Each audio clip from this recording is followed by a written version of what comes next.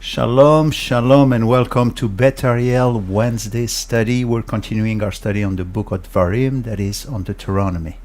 You can follow the study through a handout you can download from our website, betariel.ca, or you can just listen. Today, we will look at the reason why the Israelites lost so much time and so many blessings before reaching the promised land. Yes, there were giants in the land, but we will see that the Lord is so much more powerful.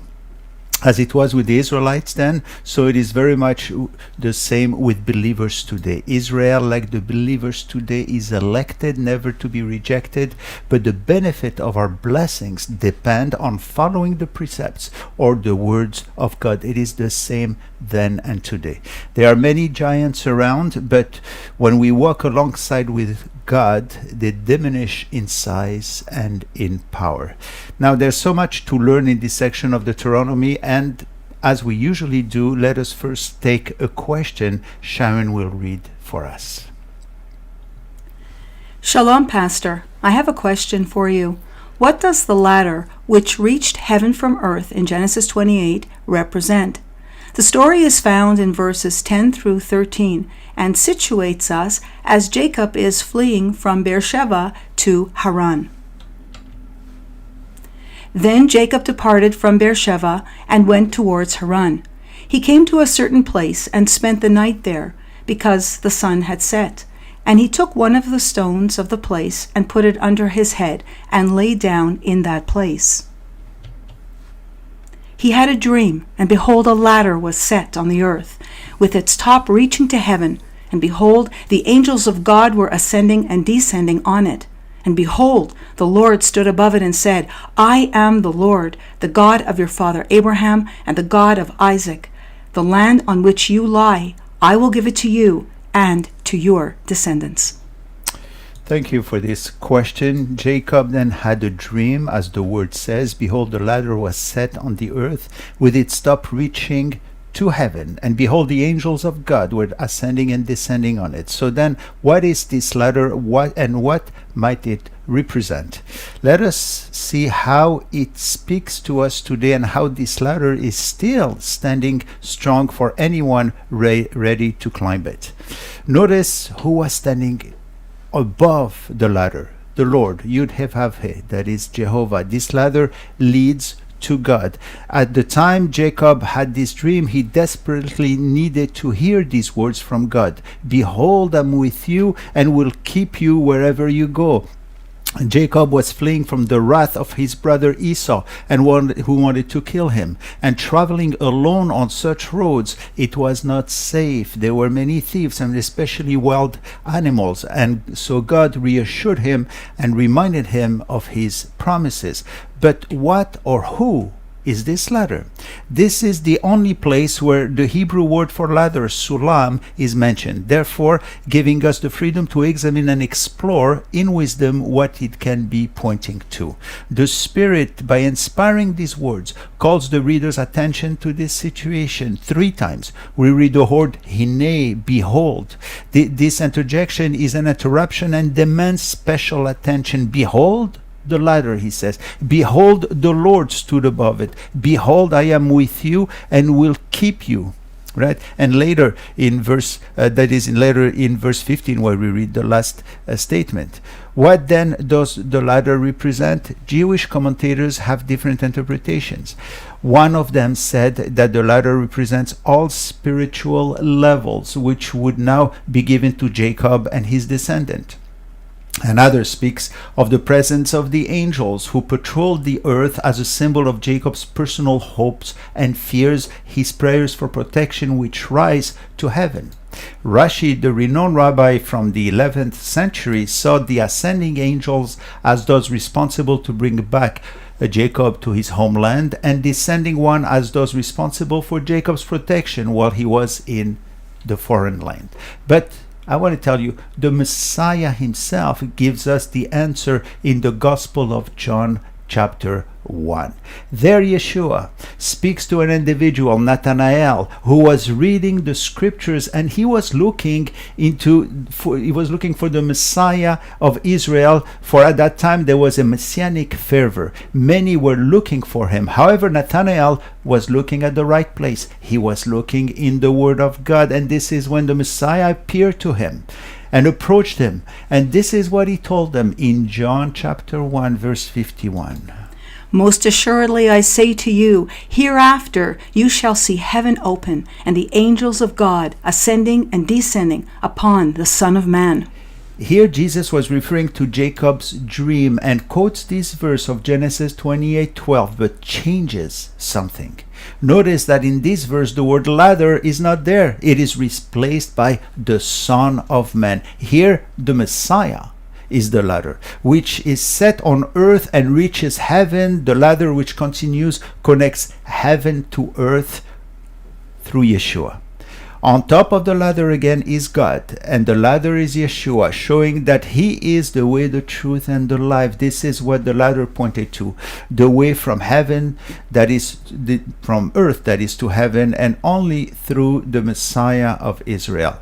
This happened before Jacob was giving a new name, if you remember, the name of Israel, who is the nation through whom God will make himself known to the world. It was through Jacob that a nation of priests would come, and through whom the nations of the world will find their way to this life-saving ladder. This dream confirms what the Lord says to Jacob in verse 14, as he was standing on top of the ladder. Also your descendants shall be as the dust of the earth. You shall spread abroad to the west, and to the east, to the north, and to the south, and in you and in your seed all the families of the earth shall be blessed. The calling, the election was so important that God confirms it with this powerful dream, and Yeshua now shows Nathanael and ourselves as well its connection to the new spiritual birth. Jacob being at one end of the ladder confirms Israel's raison d'etre and election, and from the other end of the ladder, from the heavenly position, it confirms that Yeshua, what Yeshua said in John 1:14, again, I am the way, the truth, and the life. No one comes to the Father except through me. He is the ladder, and he is the true Israel, the true high priest for the world. He represents the whole revelation of God right here at its entrance. Let us now open our Bibles to the first chapter of Deuteronomy. We are in page 3, section B of your handout.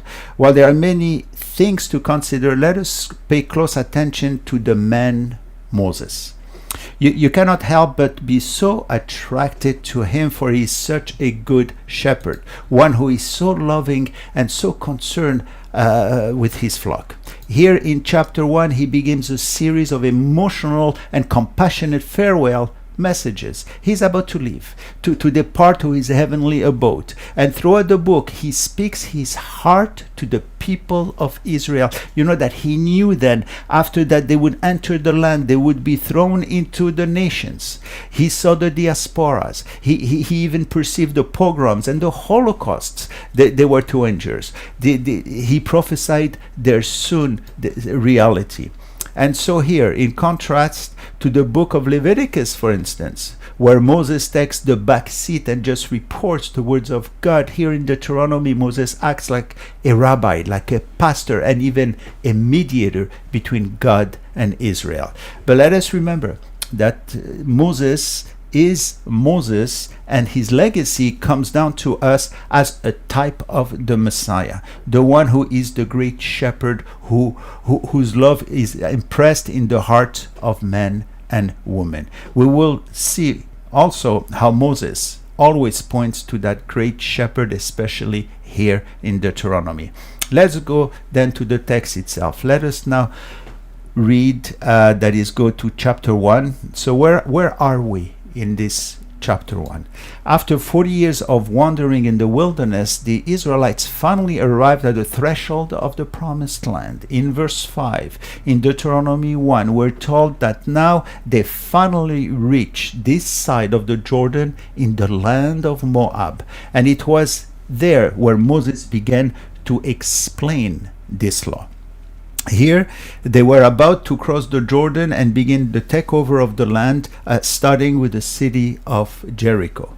It is in verse 6 where Moses begins his first discourse. He begins by bringing this new generation of Israelites back in time, back some 40 years. He's about to tell us why their fathers did not make it to the promised land. But see how he speaks of the old generation. Look at verse 6. The Lord our God spoke to us in Horeb, that is in Sinai, saying, you have dwelt long enough at this mountain. The first thing one notices is that while Moses addresses the new generation, he does it as if they were themselves part of that past generation. He begins by saying, the Lord our God spoke to whom? To us. In Horeb, us. Why would Moses speak to this new generation as if they were there themselves? If any from this generation had been at Horeb, they would have been very young at that time. This is not the only place where Moses uses the collective pronoun us that links the past and present generation. It is used many times throughout the first two chapters. For example, see verse 9. Speaking to the newer generation, Moses refers to the old generation and says, and I spoke to you at that time, saying, I alone am not able to bear you. It is to the older or first generation whom Moses spoke with, not the newer one. Here then is a precedence that brings Deuteronomy to every Jewish believers or Jewish person doorstep, and to every believer of the scriptures threshold. It speaks to us. It's very contemporary. The people of Israel then and now are seen as one congregation, as one unit.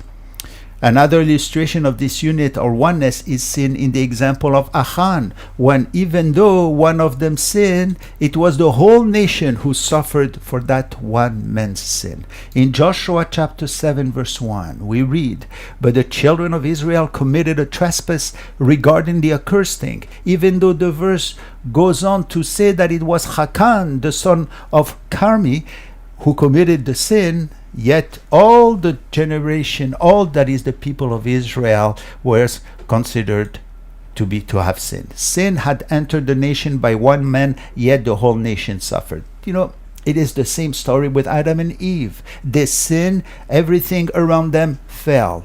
Even in the diaspora, this principle followed the Jewish people. When Mordechai did not bow down to Haman, which was an action done by one man, the whole of the nation was seen as a unit, and Haman wanted to annihilate who? Not just Mordechai, the whole nation of Israel. The same principle is seen again during the nation rejection of their Messiah Yeshua. Who rejected Jesus? Not the people of Israel. They even welcomed him with messianic songs during the triumphal entry, but it was only a handful of people, the religious leaders, who in turn misled the whole nation, and the whole nation suffered as a consequence. Israel was and is today considered one entity. And similarly, Israel, like the ecclesia, that is the church of God, is seen as one body of people. When one sins, all suffer. We are a body. We are confronted with the same type of sin. Now see, what was the problem with the old generation of Israelites? How come they did not enter the land 38 years before Deuteronomy chapter 1? See how the text puts an emphasis on some giants who resided in the promised land. Right at chapter 1, in verse 4, we meet two kings. Sihon, king of the Amorites, and Og, king of Bashan. Why are these two kings mentioned here at the beginning of Deuteronomy and for the next 3 chapters? The reason may be directly connected with God's promise of the land to Abraham. See that both these kings were Amorites, connecting this text of Deuteronomy directly, actually, with the Abrahamic covenant. This brings us back to the passage of Genesis 15, where we see God's promise concerning the land. You remember what he said to Abraham? There in verse 16, he told Abraham, speaking of the land of Israel, he says, "But in the fourth generation they shall return here, for the iniquity of the Amorite is not yet complete."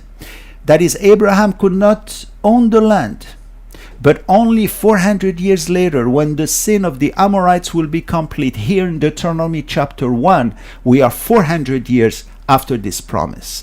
We are the time where the sin of the Amorites had been complete. And the text emphasizes their presence. Not only is the defeat of two Amorite kings related to us, but in chapter 1 to 3, the name of the Amorites is mentioned 10 times. As if God was calling on them to remember the promise he made to them, and that he is with them to conquer that land, even though these giants were still there. Now, the 400 years have elapsed again, and the Amorites' iniquity has reached its point of no return. They were defeated at last with this new generation. That is a great passage which bids us to remember always the promises of God. Always God's word is always that is on time. Now then, was the time to take on the land promised by God to Abraham and his descendant. But there's something else in the text which changed from the promise given to Abraham to the time the Israelites reached the land. Now, one compares the extent of the land that the Lord originally promised to Israel and the land that they took, there is such a big difference. Why is that? What happened? Although the land was now open to them, something terrible must have happened on the way, something that brought them to forfeit the great blessings that was at their disposal. The more they advanced, it seems, towards the land, the more the land seemed to dwindle and dwindle. Let us see the original promise, or see the map, the extent of the original size of the land. It is from Egypt to Iraq, covering much of Lebanon, of Jordan, and Iraq. It is in Genesis again 15:18, where we read concerning the extent of the land that was originally given to Abraham. This is what it says. On the same day the Lord made a covenant with Abram, saying, "To your descendants I have given this land, from the river of Egypt to the great river, the river Euphrates." From Egypt to Euphrates. This is very similar to the one we see here in verse 7 of Deuteronomy chapter 1, where Moses spoke to the former generation of Israelites. There we read, "Turn and take your journey and go as far as the great river, the river of Euphrates." The same land given to Abraham had been offered to Israel, and it would seem that it was now the promised fulfilled concerning the land aspect. But again, something happened between the giving of the promise in verse 7 to the older generation and the time when the new generation was about to go and take possession of the land. If God had given the first generation of freed Israelite the whole land, why is it that when this new generation finally arrived at the borders some 40 years later, God told them that the size is not the same anymore? And see what he told them. Speaking of the land of the Edomites, which is in southern Jordan today. In Deuteronomy chapter 2, verse 5, he says, "Do not meddle with them," that is with Edom, "for I will not give you any of their land." He also tells them in verse 9 concerning Moab, center Jordan. Then the Lord said to them, "Do not harass the Moabites," right? "Nor contend with them. I will not give you the land," he says. And he adds in verse 19 concerning Ammon, northern Jordan, and part of Lebanon and Syria. And when it is written, "You come near the people of Ammon, do not harass them or meddle with them, for I will not give you any of the land of the people of Ammon as a possession." Why did the land dwindle in size from the original footage promised to Abraham and even in verse 7? God did not make a covenant with the Edomites or with the Moabites or the Ammonites. In fact, at the end, during the millennium, we learn that Israel will indeed occupy these very territories. For example, through the prophet Obadiah, God says in verse 19, the south shall possess the mountains of Esau, that is Edom. This means that during the millennium, those Jews who shall dwell in the south part of the land of Judea, that is, shall seize the country of Edom, of Moab and Ammon, who were the offspring of Lot. Right? We read in Zephaniah chapter 2, verse 9, surely Moab shall be like Sodom, and the people of Ammon like Gomorrah, and the remnant of the people of my people, God says, shall possess them. If these territories were to belong to Israel at some point, why didn't God give the full promise of the land right here in Deuteronomy? You know why? The blessing seems to have been delayed because of unbelief. Unbelief. Very much like it is with believers today. While his or her salvation is guaranteed, the blessings of his journey or her journey on earth are dependent on their belief, on their faith, that is, on the way they walk with God every day. For Israel, the benefit of these blessings depended on their belief, but so it is today for us. How much room do we give God in our hearts, in our lives? Do we only call him when we need him? Or is he also part of our joys, of our decisions, of our walk? Let us go further and see when and where this generation of Israel lost their blessings. It was during the event of Kadesh Barnea. The event of Kadesh Barnea saw the 12 spies who were sent into the country of the Amorites then to spy the land. But 10 of them only saw giant Amorites, and forgot God's promise. They lost faith, and as a consequence, that whole generation of Israelites, except for 2, Joshua and Caleb, were not allowed in the land. The land was then also reduced in size because of their lack of faith. And see Moses' conclusion in verse 12, that is 32. He says, yet for all that you did not believe the Lord your God.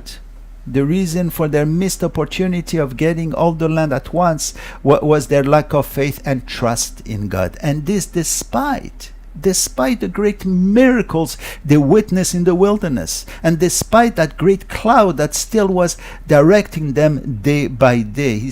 Moses says, even with this, how come you did not believe?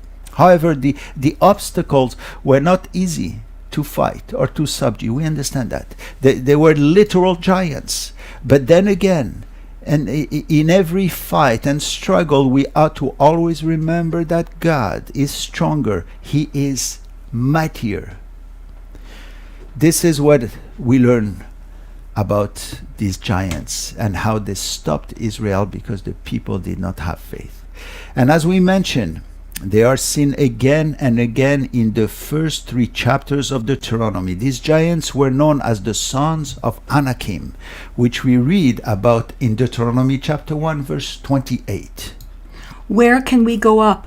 Our brethren have discouraged our hearts, saying, the people are greater and taller than we. The cities are great and fortified up to heaven. Moreover, we have seen the sons of the Anakim there.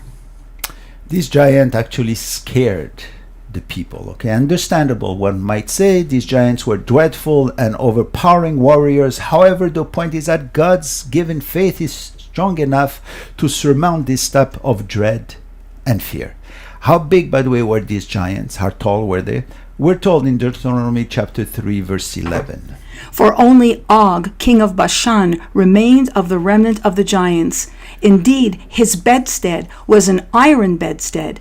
Is it not in Rabbah of the people of Ammon? 9 cubits is its length, and 4 cubits its width, according to the standard cubit. So the size of the bed was about 13.5 feet long, 6 feet wide. Imagine. And Og was the last of the Rephaim, a race of giants. When they saw these giants, of course, these 10 spies accused actually God and Moses of wanting to kill off the whole nation of Israel. Imagine.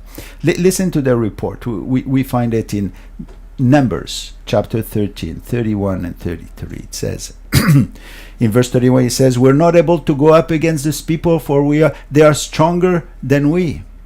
And even worse, see how they exaggerated or what they said. It says, "These also we saw the Nephilim, the sons of Anak, are descendant of the Nephilim, and we became like grasshoppers in our own sight, and so we were in their sight." You know, many translations have the word giant instead of Nephilim, because this is a word we're going to look into. And by the way, that's too bad that the translation have it this way. This word should have been left, because when you consider what it actually means, it clarifies the whole subject. Nephilim in the Hebrew means the fallen ones, and it gives us the origin, the demonic origin of these giants. The use of giants here is perhaps from the Greek translation, from the Septuagint, where the term giant came to us, for they translated the word Nephilim with the word gigantes. And notice the word Nephilim is in plural, even though we do not see the S, which implies plural. That is because the Hebrew word is already in plural. And my Microsoft Word, by the way, Microsoft Word corrector knows that, because I tried to put an S, but it did not let me. Impressive word processor, which seems to know Hebrews as well. Now, let us see the report of these 10 spies and how actually the bad report spread to the whole nation. For this, let's look again in the book of Deuteronomy. So all the congregation lifted up their voices and cried, and the people wept that night. And all the children of Israel complained against Moses and Aaron. And the whole congregation said to them, "If only we had died in the land of Egypt, or if only we had died in this wilderness."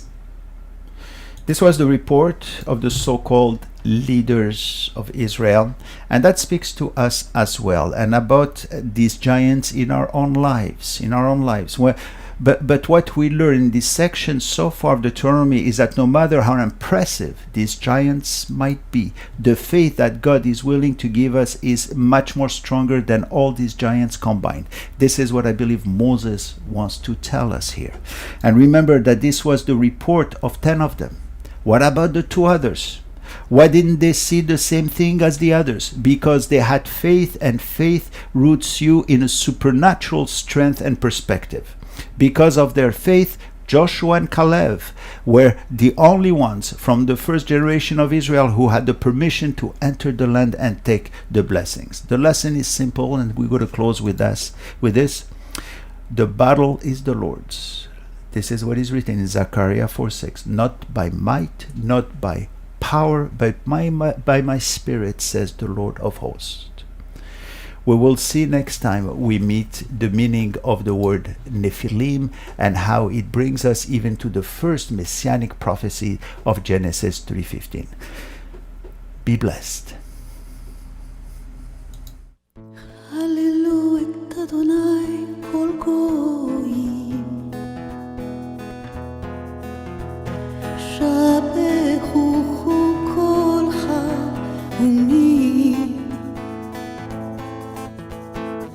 כפר עלינו חסדו, ואמת אדוני לעולם, הללויה, הללויה. כי כפר עלינו חסדו, ואמת אדוני לעולם, הללויה, הללויה, הללויה.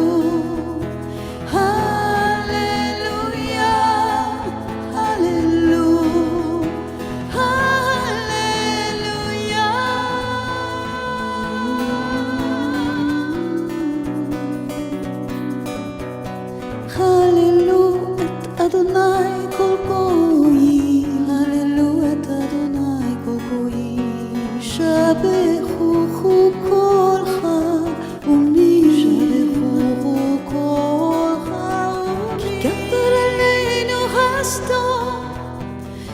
אמת אדוני לעולם, הללו, הללויה.